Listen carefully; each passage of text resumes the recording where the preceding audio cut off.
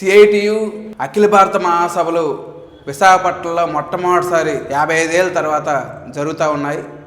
మొత్తం యావత్ కార్మిక వర్గానికి ఈరోజు ఐక్యతా పోరాటం నినాదంతో ఈరోజు సిఐటి ఏర్పాటు చేసి ఆ రకంగా పనిచేస్తూ ఉంది. అటువంటి మహాసభ విశాఖపట్నంలో జరుగుతున్నందుకు గర్వకారణంగా ఉంది. ఈరోజు విశాఖపట్నం నగరానికి ఈరోజు కన్నతల్లి అంటూ విశాఖపట్నం పోర్ట్ ఉంది. విశాఖపట్నం పోర్ట్ వచ్చిన తర్వాత మొత్తం విశాఖపట్నం అభివృద్ధికి కానీ పారిశ్రామిక అభివృద్ధికి కానీ ఉపయోగపడింది.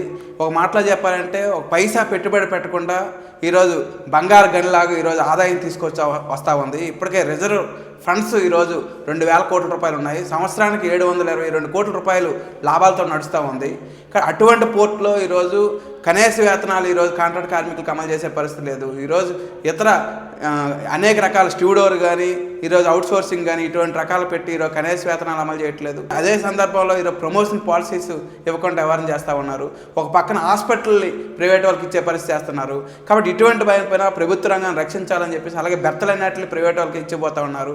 కాబట్టి ప్రభుత్వ రంగాన్ని రక్షించుకోవాలని చెప్పేసి నినాదంతో సిఐటి అఖిల భారత మహాసభలు రేపు డిసెంబర్ 31వ తారీఖుని జనవరి 4వ తేదీ వరకు చర్చించబోతూ ఉన్నారు. చివరి రోజు జనవరి 4వ తేదీ జరిగే బహిరంగ సభలో ఈ సమస్యలన్నిటిపై కూడా ఎక్స్పోజ్ చేయడానికి ఈరోజు పెద్ద బహిరంగ సభ జరుగుతూ ఉంది. ఆర్టీసీ కాంప్లెక్స్ నుంచి మున్సిపల్ స్టేడియం వరకు జరుగుతున్న బహిరంగ సభ ర్యాలీ బహిరంగ సభలో మొత్తం పోర్టు కార్మికులందరూ పాల్గొని జయప్రదం చేయాలని చెప్పేసి విజ్ఞప్తి చేస్తున్నాం.